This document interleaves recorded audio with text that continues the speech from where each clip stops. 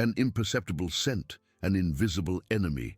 In an isolated house, a deaf girl is alone with her therapy dog. He knows something is terribly wrong, but how can he alert someone who cannot hear while danger silently approaches? The air, for Max, had changed. It wasn't the smell of spilled food, nor the familiar trace of a squirrel in the woods beyond the windows. It was something more subtle, more insidious, a void in the air, an absence that paradoxically screamed its presence. A dissonant note in the world's invisible symphony. His snout twitched, sniffing both nothing and everything at once. His ears moved, searching for a sound that didn't exist for him, but which his primal nature detected as a vibration of threat. Sophia, oblivious, sat on the soft living room rug, immersed in her world of colors. A blue crayon in her small hand traced the outline of a mountain on the white sheet. Her brown hair fell over her face as she concentrated, her tongue slightly out. For her, silence was a familiar canvas, and the cottage environment was one of peace and security. Max stood up, his paws firm on the wooden floor. A low, guttural growl tried to escape his throat, but was suppressed. It was instinct. He knew something was terribly wrong, and his first and strongest need was to protect the small human who trusted him with her life. He approached Sophia, his body tense, but his movements calculated not to startle her. He nudged Sophia's hand with his wet nose, then gently pushed her with his head. Sophia looked up, a soft smile playing on her lips. She signed quickly with her hands. "Want to play, Max?" Max wagged his tail once, a hesitant movement that conveyed not joy but contained anxiety. He turned, walked to the front door and looked at it, then at Sophia, hoping she would understand. Sophia interpreted the action as a request to go outside. She frowned, shaking her head. "No, Max, Daddy said to wait. We can't go out now." Max returned to her, his gaze intense. He let out a low whine, almost a lament, which Sophia couldn't hear, but felt the faint vibration in her chest when he leaned against her. With each passing minute, the phantom scent intensified for Max. A subtle nausea began to churn within him, a slight torpor that made his muscles a little heavier. He shook his head, trying to clear the air. But the enemy was everywhere. He tried to tug at Sophia's sweater sleeve, first gently, then with more force. Sophia laughed, thinking it was a new game. "Max, you're very naughty today." She tried to pet his head, but Max dodged, his focus entirely on the invisible threat. He began to bark, a hoarse, urgent bark, but for Sophia, it was just the dog's mouth opening and closing, a silent movement in an already silent world. Frustration filled Max. His barks, his howl, his whines, all were useless. He felt a slight dizziness, a strange heaviness in his head. His eyes, once bright, now seemed a little cloudy. Sophia, in turn, began to yawn, a long, sleepy yawn. She rubbed her eyes, feeling a slight weakness, a tiredness that seemed to have come from nowhere. She thought she might just be sleepy or bored with her drawing. Max noticed the yawn. A shiver of terror ran through him. It wasn't just him. The gas was starting to affect her too. His usual methods wouldn't work. He needed something more, something visual, unmistakable, something that would pull her from her stillness and lead her to safety. Before the invisible whisper turned into a deadly embrace, time was running out. Max looked at the door, then at Sophia. A new and desperate strategy began to form in his troubled mind. Chapter 3:15. The scent, which for Max was an inaudible, constant hiss, intensified. It was no longer a strange void, but a heavy, almost palpable presence that enveloped every fiber of the air. Max's snout, once so precise, now seemed clouded, as if the very fragrance of the threat was blurring it. His muscles, which moments before had twitched with a predator's urgency, now felt like lead. The dizziness was more pronounced, a slow, nauseating wave that threatened to bring him down. But the terror at Sophia's yawn, that unmistakable sign that the invisible enemy was reaching her, cut through the fog settling in his mind. His barks were useless, his tugs a game. He needed something Sophia couldn't ignore, something that transcended silence and spoke directly to her eyes. He looked at Sophia, who was now shaking her head, trying to ward off drowsiness, her brown eyes blinking slowly. The girl was about to succumb to the gas's seductive embrace. Max stepped back, then another.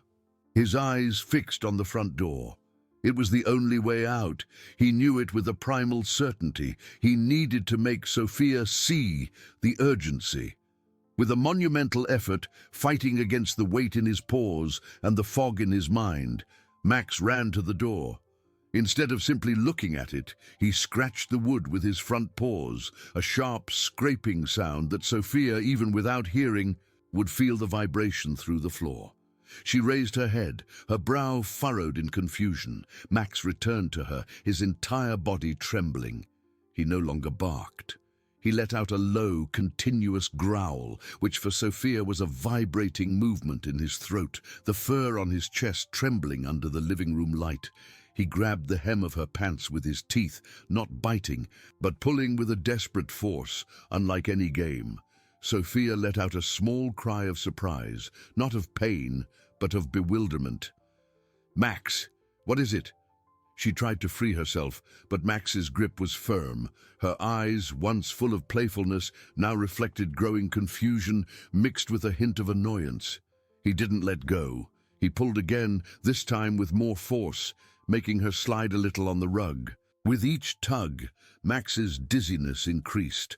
He felt his throat dry and scratchy, his head throbbing.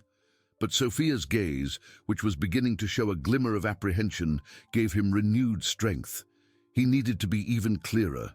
He pulled her until she was standing, swaying. Sophia, still groggy, tried to balance herself.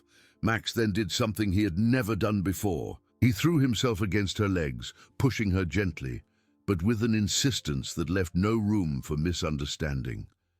He was pushing her towards the door, towards the exit, towards life. Sophia, now fully awake from Max's strange and persistent assault, began to feel a chill run down her spine.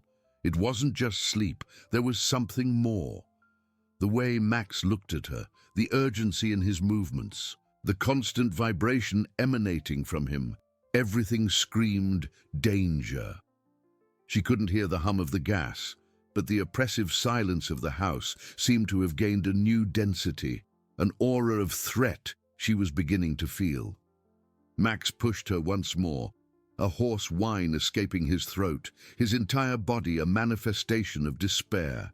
His bloodshot eyes looked from the door to Sophia, pleading, demanding action.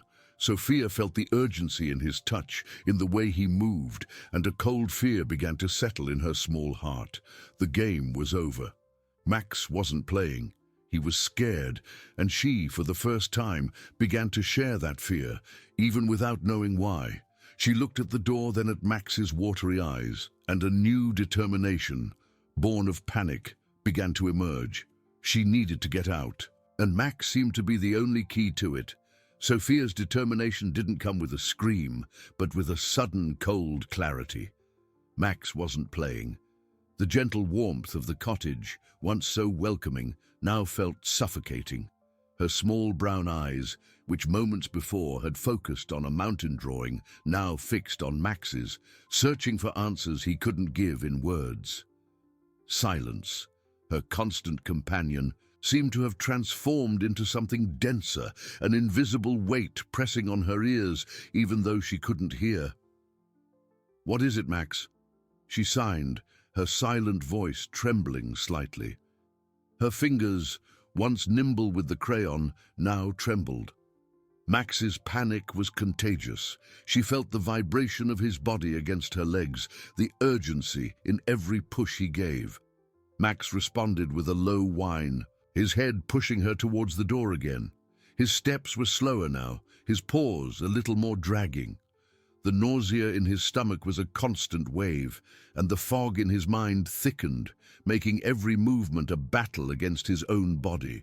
But Sophia's gaze, that glimmer of understanding, lit a small flame of hope in his suffocated chest. Sophia took a hesitant step, then another. Her knees felt weak, and a subtle headache began to pound in her temples. She felt a strange tingling in her lips, and her mouth was dry. The air felt heavier, harder to breathe, even though there was no scent. She clung to Max, her small hand in the dog's rough fur, seeking support and guidance. Max felt her touch, her renewed trust, and it propelled him. With an effort that drained his last reserves, he guided her, pushing her gently, one step at a time. He stopped in front of the door, his snout pointing at the doorknob. He tried to reach it with his nose, then with his paw, but it was too high. He scratched the wood again, desperate, the hollow sounds echoing on the wood. Sophia looked at the doorknob. It was an old brass knob, which required twisting and pulling. She felt strangely disoriented, as if the floor was swaying. Her fingers struggled with the doorknob, slipping. She tried again, her fingertips already cold. Max could feel it. The weight in his head was overwhelming, and his limbs trembled uncontrollably. He tried to bark, but only a weak, hoarse wheeze escaped. He threw himself against Sophia's legs, pushing her with the rest of his strength, as if the sheer intensity of his panic could infuse her with the necessary energy. Sophia felt the push, and with a silent cry of frustration, concentrated all her strength.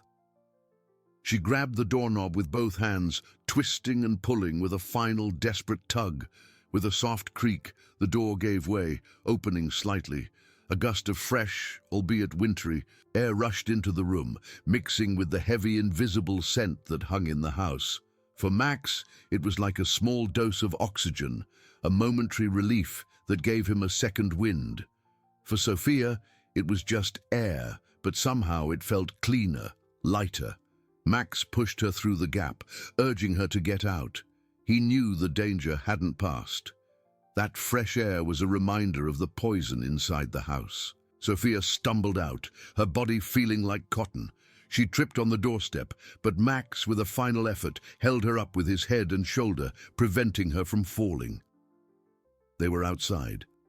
The cold morning air hit her, a slap that brought her further into reality. She looked back at the house, feeling a chill that wasn't just from the cold. Max, now visibly weak, but with a glimmer of triumph in his cloudy eyes, collapsed beside her, panting. He had succeeded, but the threat was still palpable, and they weren't safe, just a little less trapped. The front door, ajar, looked like a blind eye, revealing the growing darkness within. The icy morning air enveloped Sophia like a biting embrace. The slap of cold, though uncomfortable, seemed to clear the fog that had thickened in her mind. She blinked, her eyes still a little cloudy, but the suffocating drowsiness that had dominated her indoors began to recede, replaced by an icy clarity and a fear that solidified. Her knees still trembled, and the headache pulsed in her temples, but Max's urgency was undeniable. He was beside her, panting, his entire body trembling. Not just from the cold, Sophia realized, but from an exhaustive effort, almost beyond his strength. His eyes, once so bright, were now bloodshot and watery, fixed on her with an intensity that spoke louder than any sound. He still felt the heavy trace of the gas, an invisible cloud that seemed to pursue them even outside. The sweet, rotten smell was a persistent signature on his sensitive snout, a constant reminder of the threat they had narrowly escaped. The cottage's front door, now ajar, looked like a lifeless eye, a shadowy mouth whispering promises of deep, dreamless sleep. From it emanated not a sound, but a sensation, a weight that made the air vibrate and the ground feel unstable beneath Sophia's feet. She didn't hear the subtle hiss of the gas, but she felt the silence of the house, an oppressive void that contrasted with the silent vastness of the open field. The house was no longer a refuge, but a trap. Max, with a low, hoarse whine, nudged his head against Sophia's leg, guiding her away from the entrance. He needed more than just to get them away from the door. They needed distance, real safety. His muscles, once agile, now protested with every movement, heavy and aching. He felt the tremor in his paws, the nausea rising in his throat, but the sight of Sophia, confused and vulnerable, was his fuel. Sophia, following Max's urgency, took a hesitant step back, then another. She clung to the dog's rough fur, her small fingers seeking comfort and direction. "Where, Max?" She signed, her expression a mix of confusion and dread. The cold wind kissed her face, and she hunched her shoulders, feeling the burning in her lungs. The thin coat she wore was not enough for the biting cold outside. Max looked around, his cloudy eyes sweeping the desolate landscape. There was a small gravel path that led to the main road, but the distance seemed insurmountable. The dense forest began right behind the house, a dark mass of leafless trees. No neighbors in sight, no cars on the deserted road. They were alone. With a final effort from his dulled mind, Max fixed his eyes in the direction of the path. It was the only option. He tugged at the hem of Sophia's pants, gently this time, but with the same insistence as before. He began to move, dragging his paws, each step a battle against his own body. Sophia felt the tug and Max's silent determination. She knew she had to follow him. The house, with its open door and the dense air exhaling from it, seemed to watch them, a silent and menacing presence. She took a faltering step, then another, following Max along the gravel path. The cold was intense, but the fear of going back inside was even greater. As they moved away from the house, the air seemed to clear a little, but Max's exhaustion was palpable. He staggered, and Sophia, feeling the weight of his body against her legs, realized he was getting worse. She needed to help him. Looking back, the house seemed to shrink, but the threat it represented did not, and then an almost inaudible sound, a dry click coming from inside the house. Sophia didn't hear it, but Max felt the vibration in the ground, a shiver running down his spine. His eyes widened. Time was running out, and the trap was about to close. They needed to run, but Max could barely walk.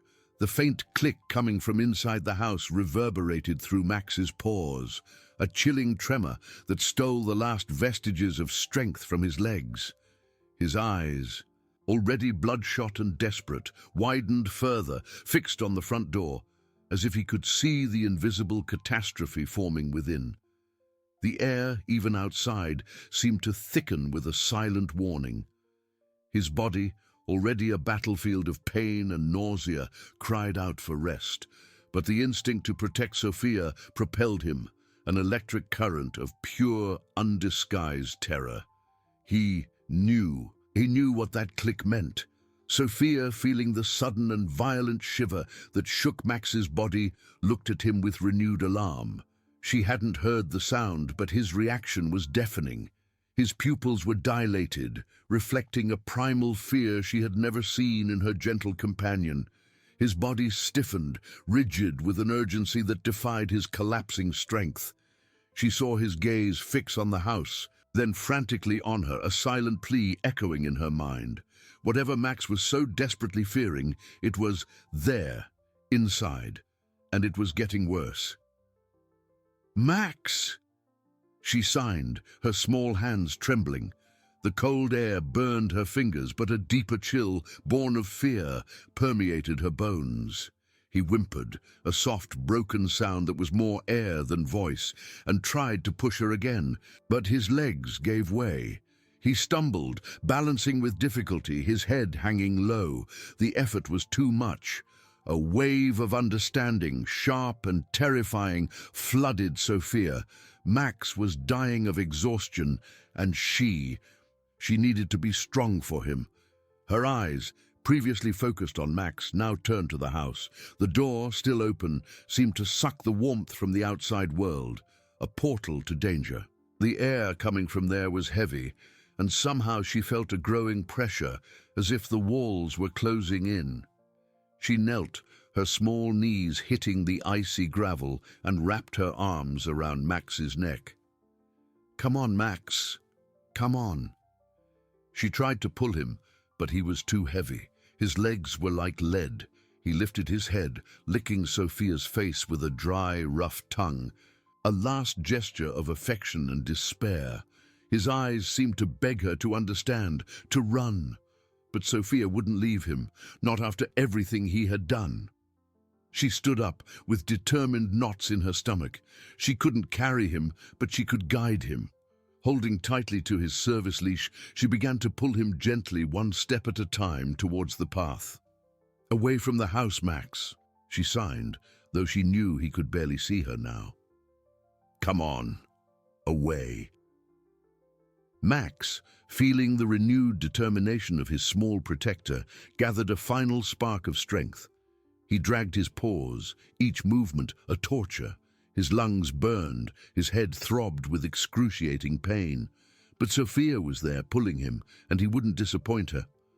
The gravel path seemed endless, each meter a monumental achievement.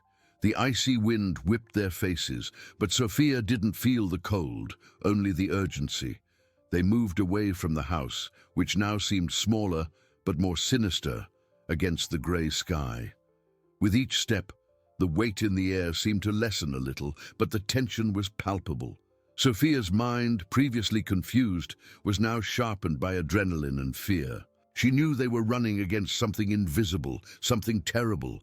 Then a second click, louder, sharper, tore through the morning silence. Sophia didn't hear it, but felt it. A vibration in the ground, a tremor that traveled up her legs and shook her chest. And almost at the same instant, a fleeting flash, a yellowish-orange glow, danced for a split second through the house's ajar window. There was no sound for her, but the light was unmistakable. A wave of heat, dry and brief, hit her back, even from a distance. Max, with glazed eyes, let out a deep, painful groan. His strength completely drained away. He staggered, his legs giving way. Sophia, feeling the weight of his body against hers, tried to hold him, but he collapsed onto the gravel, panting, his head resting on his front paws. His eyes, still searching for hers, were filled with mute despair and frightening resignation. They needed to go further, much further, but he had nothing left to give.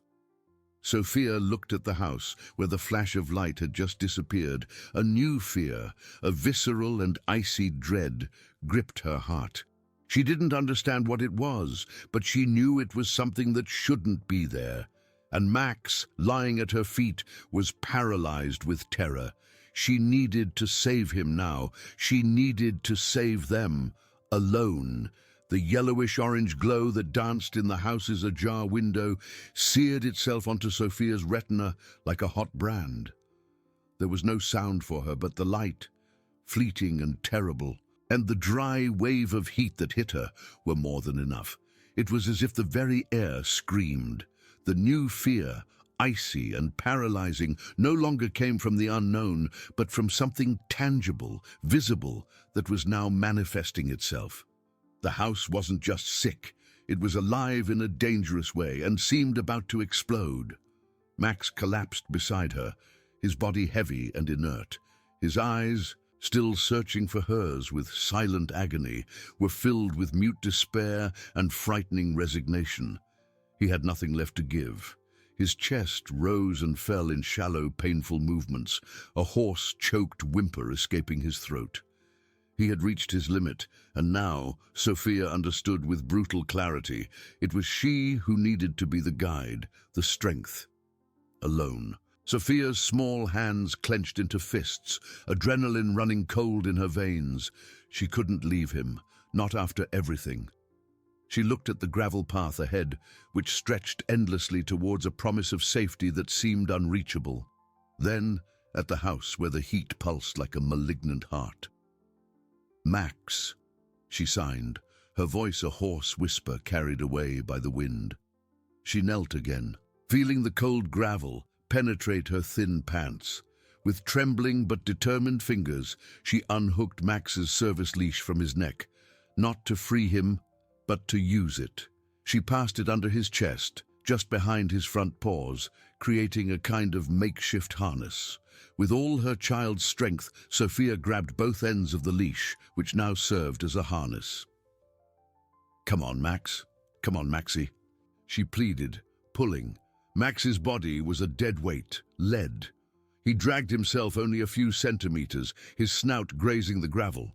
His eyes, half open, seemed to register her effort, and a spark of his old determination flickered for an instant, a desperate desire to obey, but his body refused. He tried to lift his head, but it fell back exhausted. Tears of frustration and fear streamed down Sophia's face, mixing with the cold air. She pulled again, with all her soul, the muscles of her thin arms trembling with the effort. Every inch was a painful victory. The house, with its menacing aura, seemed to smile at her failure. Then a sound, not a click, but a sharp, sudden shattering. Sophia didn't hear it, but felt it. A violent vibration in the ground, a tremor that traveled up her legs and shook her body. And simultaneously another flash, this time brighter, more intense, accompanied by a wave of heat that hit her squarely, almost knocking her down. She turned her head instinctively.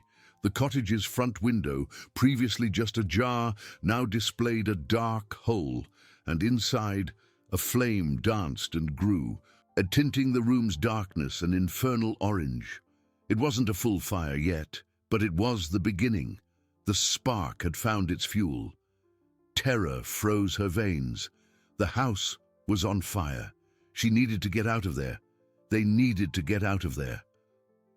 Max let out a stronger whine, a sound of pure panic, feeling the vibrations and perhaps the smell of smoke that was beginning to mix with the sweet, rotten aroma of the gas.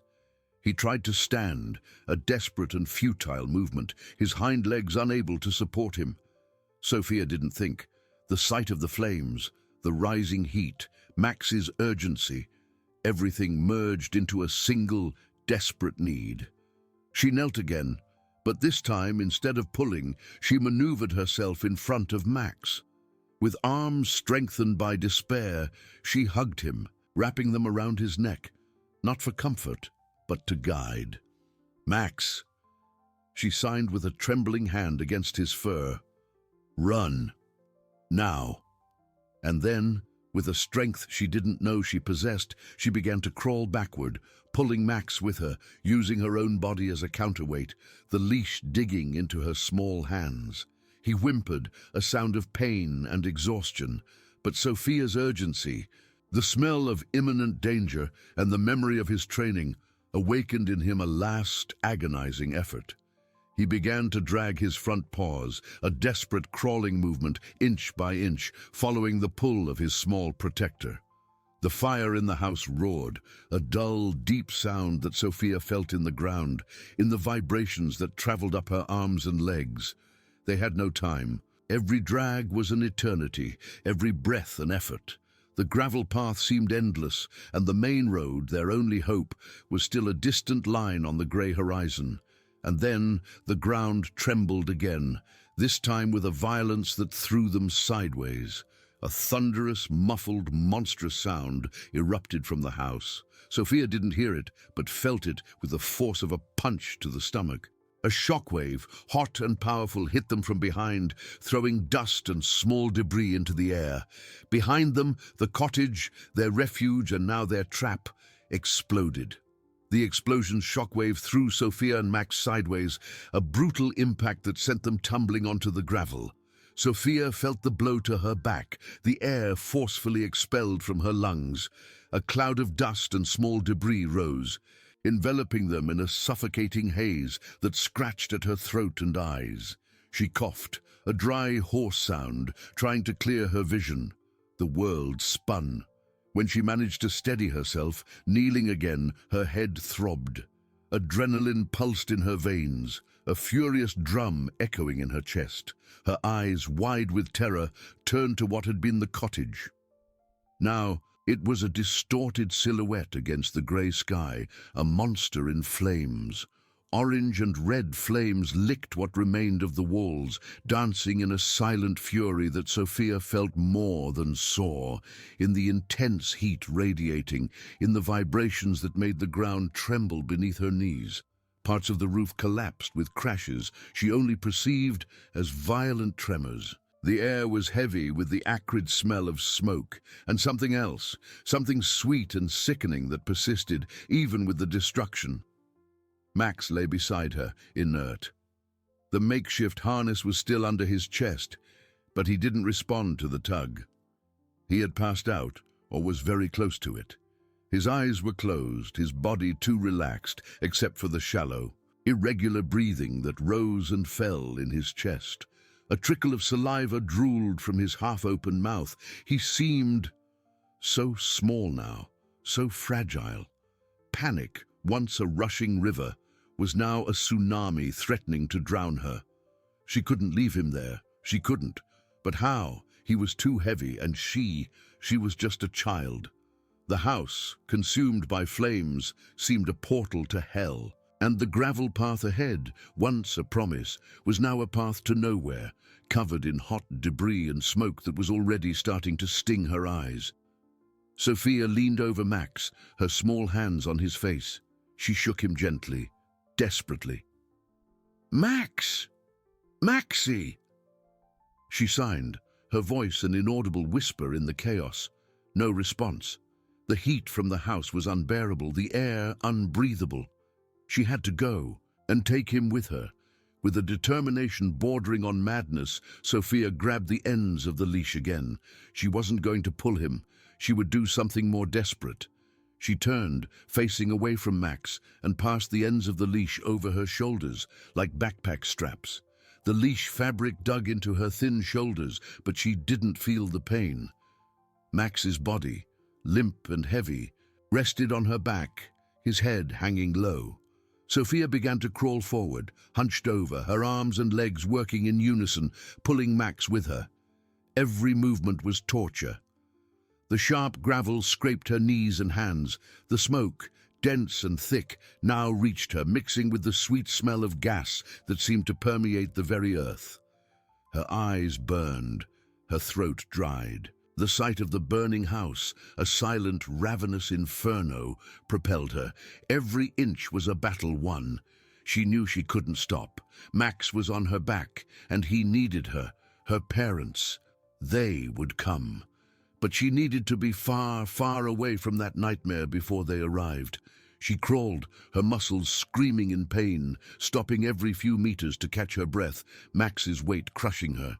The fire behind her grew, and the sound, or rather the sensation of debris falling and wood cracking, made the ground vibrate continuously. It was as if the house itself was screaming. Suddenly, a new tremor, stronger than the previous ones, shook the ground. A muffled but immense roar reverberated through her bones. Sophia turned, panting. A wall of the house, the one closest to the path, collapsed in a cloud of smoke and sparks, throwing smoldering debris in their direction.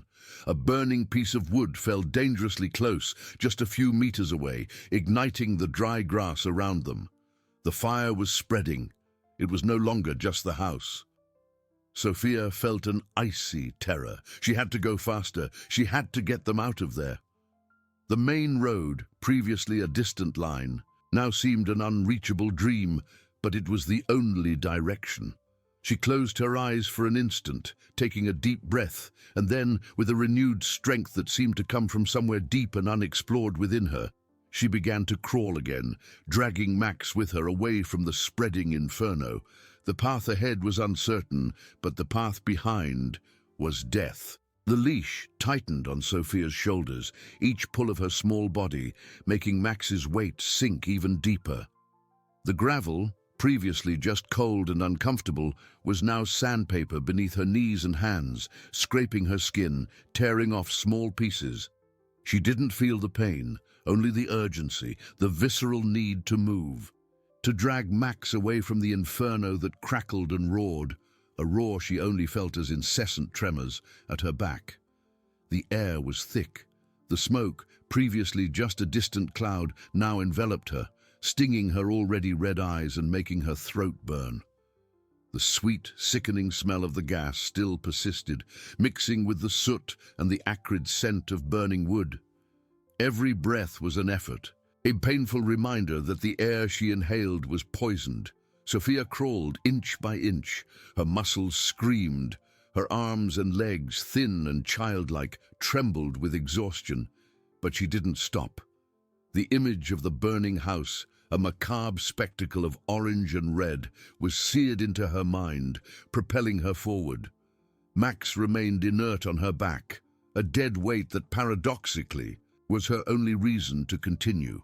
Every now and then, a faint whimper escaped his chest, a sound Sophia didn't hear, but felt as a soft vibration against her back, an agonizing reminder that he was still there, needing her. The trickle of saliva still drooled from his mouth, and his body seemed limper with each meter. The gravel path seemed endless. The path ahead was a mirage, the main road, her salvation, still a faint, distant line on the grey horizon. Each time she lifted her head to try and see, the smoke stung her eyes, and the image seemed to recede, mockingly. A loud crack, a violent tremor, and a piece of what looked like a burning beam fell onto the path ahead of her, just a few meters away. Sparks flew, igniting the dry grass at the edges of the path. The fire was spreading, a creeping serpent of flames licking the ground, approaching dangerously. Sophia felt the heat intensify even further, a scorching breath against her face. Icy panic gripped her chest. With a hoarse gasp, she hunched over once more, ignoring the searing pain in her knees and hands. Her eyes swept the gravel ahead, searching for the next point to brace herself. A small, smoother stone, a tuft of grass, anything that would propel her forward. She pulled, using the strength of her despair, Max's body swaying gently on her back. The leash dug into her skin, but the physical pain was a distant noise compared to the terror that propelled her. She imagined her parents, the worry on their faces, and that gave her an injection of adrenaline. She needed to be safe for them. Max needed to be safe. Every few meters she stopped, panting, her heart beating like a frantic drum in her chest. Her lungs burned, oxygen seemed scarce. But then, the sight of the inferno behind her, the nauseating smell of gas mixed with smoke, propelled her forward again. She couldn't stop, she couldn't. Max depended on her. She crawled, a small, determined figure, against a backdrop of destruction, dragging her best friend away from imminent death. The fire behind them now licked at the dry bushes beside the path, and the air shimmered with heat. The main road, though still distant, was no longer a mirage. It was a faint line of asphalt, a tenuous but real promise. She had to reach it, for Max, for her parents, for herself. The fire, once a distant threat, was now a ravenous enemy. Flames licked at the dry bushes beside the gravel path, dancing in shades of orange and red that Sophia felt more than saw, the scorching heat on her face, the thin air burning her nostrils and lungs with each hoarse breath. A glowing piece of wood, perhaps from a fallen branch, rolled onto the path ahead, igniting a small tuft of dry grass. The flames spread with alarming speed, forming a blazing barrier that threatened to block the narrow path. Sophia stopped, panting. Her muscles screamed in protest. Her shoulders throbbed under Max's dead weight. The gravel had turned her knees and hands into a mix of scratches and blisters, but the physical pain was secondary to the terror that gripped her chest. Her eyes, already red and watering from the dense smoke, swept over the fire barrier. It was impassable for her small legs. There was no way to get through without getting burned. Panic threatened to overwhelm her, a knot in her throat that prevented her from breathing. The inferno behind them roared in silence, the heat pulsing like a diseased heart. She felt a vibration, stronger than the others, and turned her head back in time to see a part of what had been the kitchen collapse in an explosion of sparks and smoke, throwing hot debris even closer to the path. The fire was closing in. She couldn't stop. Max needed her. With a fierce determination, Sophia began to crawl to the side of the path, towards the edge of the shallow embankment that led to a slightly less dense area of vegetation. It was a steep and dangerous descent, but the fire barrier on the path gave her no choice. She turned sideways, pulling Max with superhuman effort. The leash dug even deeper into her shoulders as she slid down, controlling the descent with her feet and hands, which scraped against the loose earth and exposed roots. Max's body, limp and heavy, swayed dangerously on her back. A faint whimper escaped Max, an almost imperceptible vibration that Sophia felt against her back. It wasn't a sign of improvement, but rather of deep suffering. The small flame of hope within her that he would wake up and help her extinguished. He needed her more than ever. She reached the bottom of the small embankment, panting, exhausted. The smell of gas, now mixed with that of damp earth and smoke, was nauseating. The air there was a little less thick, but the sight of the burning path above propelled her. There was a kind of clearing, a stretch of beaten ground where the vegetation was less dense. It wasn't the road, but it was a detour, a small victory.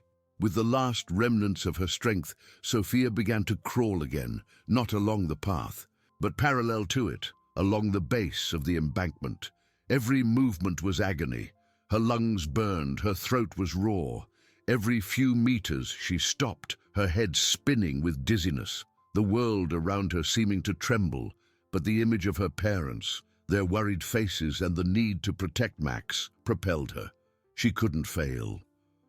The main road, which previously seemed an unreachable mirage, was now a sharper line on the horizon, a tangible thread of hope. She could see the outlines, distinguish the trees that bordered it. It was close, so close, but with each step, Sophia's body seemed ready to give way. Suddenly, a sound, or rather, a sensation. A rhythmic and growing vibration that she felt beneath her hands and knees. It wasn't the tremor of the collapsing house. It was different, deeper, more constant. She lifted her head, her eyes squinting from the smoke and exhaustion. In the sky, above the trees that obscured the view of the road, a small dark spot appeared, growing rapidly. A helicopter. Sophia didn't hear the sound of the blades spinning in the air, but she felt the force of that sound in her bones, on the ground, in the vibrating air. A wave of relief and terror hit her. They were coming, but they weren't there yet, and she was still caught between the spreading inferno and the uncertain path ahead. She had to keep going, for her parents, for Max, for herself. The vibration Sophia felt beneath her hands and knees was not the chaotic tremor of the collapsing house, nor the uncontrolled pounding of her own heart. It was something different, a rhythmic and powerful pulse that seemed to come from the very air, from the earth. Her eyes, already red and burning from the smoke, lifted to the grey sky. Between the trees that framed the landscape, a dark spot, small as an insect, began to grow. A helicopter. Not a mirage, not a fever dream. It was real. The relief that flooded her was so intense, it almost knocked her down, mixed with an icy terror. They were coming, they were searching, and she, with Max inert on her back, still crawled between the spreading inferno and the uncertain path ahead. A wave of adrenaline swept away the exhaustion, giving Sophia momentary strength. She needed to be seen. She needed to reach them. With a hoarse gasp, she propelled herself forward again, dragging Max along the base of the embankment. The terrain there was treacherous, loose earth, tangled roots that threatened to ensnare her, slippery moss-covered stones. Each tug on Max's shoulders made the leash dig even deeper into her skin. But the pain was just a distant noise amidst the chaos of her mind. Above her, on the gravel path, the fire advanced furiously, licking at the dry bushes and transforming the landscape into a macabre dance of light and shadow. The heat was palpable, a scorching breath rising from the embankment, making the air shimmer. Pieces of soot and ash fell like black snow, mixing with the dense smoke that continued to sting her eyes and burn her throat. She could feel the house, now a monster in flames, roaring in silence at her back, propelling her with every movement. Max let out another faint whimper, a subtle vibration that Sophia felt against her back. It was a sound of pain, of despair, and it tightened the girl's heart. He needed her, more than ever. The small flame of hope that he might wake up and help her extinguished, replaced by an iron determination to get him out of there, no matter the cost. The helicopter was closer now. The vibrations were stronger, more continuous, and seemed to envelop her entire body. The dark spot in the sky had transformed into an unmistakable silhouette, and she could see the blades spinning furiously. It seemed to be circling, like a predator seeking its prey, or perhaps a hope searching for her. Sophia tried to raise an arm, a small, weak gesture, but one she hoped would be visible. She forced herself to crawl to a small clearing, a more open stretch of ground where some trees had fallen, creating a window to the sky. Her muscles screamed. Her hands and knees were raw. The gravel had left a trail of blood where she had crawled, but she couldn't stop. The helicopter flew directly over her, and the intensity of the vibrations was overwhelming. Sophia felt the air churn violently, a sudden gale that messed up her hair and stirred up dust and ash around her. She closed her eyes for an instant, her head spinning. When she opened them again, the helicopter's silhouette was lower, hovering, and a strong beam of light, a searchlight, lit up, sweeping the area. The beam of light found her. It stopped on her. A dazzling spotlight that blinded her for a moment, but which also brought an explosion of hope. They saw her. They found her. Warm tears mixed with the soot on her face. Her heart beat erratically, a mix of terror and overwhelming joy. The helicopter began to descend slowly, the vibrations increasing, the wind from the blades stirring up leaves and branches. Sophia felt a new wave of exhaustion, but the image of the light above her, the promise of rescue, kept her from fainting. She was so close, just a few meters away. But the fire still crackled furiously above, the sickening smell of gas still permeated the air, and Max was still motionless on her back. Salvation was just a few meters away, but death still breathed down her neck. Chapter 12. The helicopter's downdraft was an invisible monster, its blades whipping the air with a fury that Sophia felt in every cell of her body. The beam of light, once a distant promise, was now a dazzling disk that enveloped her, burning her eyes and revealing the extent of her own suffering. She tried to raise an arm again, a silent plea, but her strength abandoned her, and her arm fell inert. The aircraft's silhouette descended, and the wind it generated turned into a localized storm, sweeping dry leaves, debris, and ash from the ground. Sophia squeezed her eyes shut, protecting them from the dust and smoke that the gale stirred up. The smell of gas, which seemed to have mixed with her own blood, now dissipated slightly with the fresh, violent air from the blades, but the relief was minimal. The house in the distance was a grotesque bonfire, and the silent roar of the fire intensified, the flames seeming to dance with more fervor as the helicopter approached. Then, something else. A thick rope, dark against the spotlight's glare, uncoiled from the helicopter's belly, swaying slightly in the wind. A man, small at that distance, began to descend, skillful and fast, his figure becoming clearer with each second. He wore a helmet and a dark jumpsuit, and Sophia could see his goggles reflecting the light. He was a rescuer. Tears streamed down, washing clean trails on her soot-stained face. Hope was a knot in her throat, mixed with a persistent fear. She was saved. Almost. The rescuer touched the ground a few meters from her, signaling with his hand upwards. He moved with urgency, his eyes sweeping the area. His steps were firm but cautious on the unstable terrain. Sophia tried to crawl towards him, but her body didn't respond. Every muscle screamed in agony. Max's body seemed to weigh a ton, the leash digging into her already lacerated shoulders. The rescuer saw her. He knelt, his blue eyes behind his goggles, expressing a mix of shock and concern. He gestured with his hands a quick question, but Sophia was stunned, unable to process. He realized her disability almost instantly, his eyes softening in understanding. With gentleness and speed he approached, and Sophia smelled sweat and something metallic, different from the smell of smoke and gas that had suffocated her for so long. He touched her shoulder, a firm and reassuring touch. His hand was large and strong. He pointed to Max, and then to the leash that bound him to Sophia's back. The girl made a superhuman effort to turn slightly and allow him to see the leash and the knots she had made.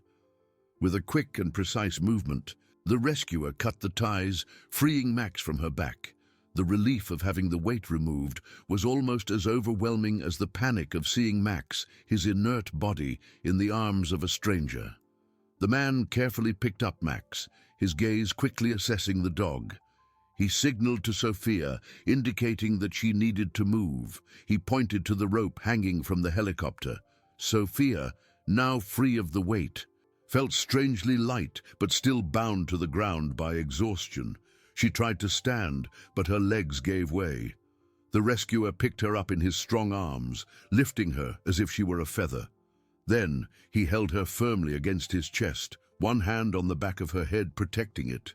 With his other hand, he attached Max to a hook on his belt. The sensation of being suspended in the air was frightening and liberating at the same time. The world spun, the ground receding, the heat from the fire diminished, the smell of smoke dissipated quickly. The burning house became smaller, more distant, a bright point of destruction in the growing darkness. She was in the air, suspended between the inferno left behind and the promise of life the rescuer represented. The strong wind beat against her face, and Sophia closed her eyes, feeling the fresh air in her lungs, air free of gas and smoke. She could feel the heartbeat of the man holding her, steady and strong. They were going home. But Max was still so quiet. She opened her eyes, looking at the dark figure of the dog, hanging beside the rescuer. He didn't move. Hope, fragile as a flame, still flickered within her. Chapter 13. The ascent was a dizzying rush. Sophia felt her stomach drop as the rescuer lifted her, the ground receding with frightening speed. The wind from the helicopter blades whipped her face, carrying away the smell of smoke and gas, replacing it with cold, biting air that seemed to cleanse her lungs. She squeezed her eyes shut, feeling the strength of the man's arms around her, the warmth of his body being the only anchor point amidst the ascending chaos. The burning house, once a roaring monster at her back, quickly shrank, transforming into a small orange and red scar on the dark expanse of the night landscape. The trees, the embankments, everything became a miniature, a misshapen map beneath her feet. The danger was receding, but fear still gripped her, an icy knot in her chest. She opened her eyes, searching for Max. He was there, hanging beside the rescuer, secured by a hook. His body was still limp, his head hanging low. Sophia could feel the helicopter's vibrations, a constant hum that resonated through the body of the man holding her, but there wasn't the slightest vibration coming from Max. No breath, no tremor, no sign of life. Tears returned, warm and abundant, streaming down her dirty face. In the blink of an eye, they were at the helicopter door. Other hands, quick and firm, pulled them inside. The interior was cramped, full of strange equipment and flashing lights.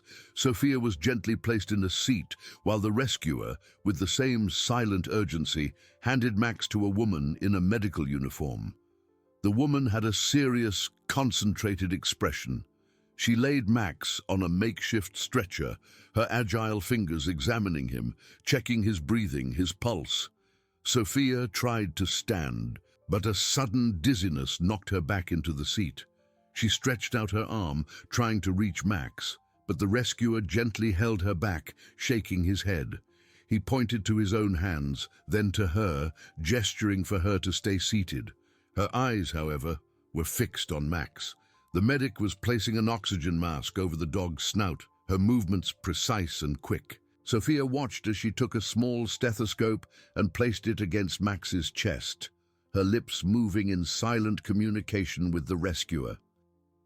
Sophia's heart pounded so hard it felt like it would tear through her chest. She couldn't hear anything, but she could see the tension on the adults' faces, the urgency in their movements. The medic shook her head negatively at the rescuer, and a chill ran through Sophia. No, it couldn't be. Max couldn't. The rescuer knelt in front of her, his blue eyes full of a compassion that made her cry even harder. He touched her shoulder, then pointed to Max and signed, "Sleeping," then, "Very sick."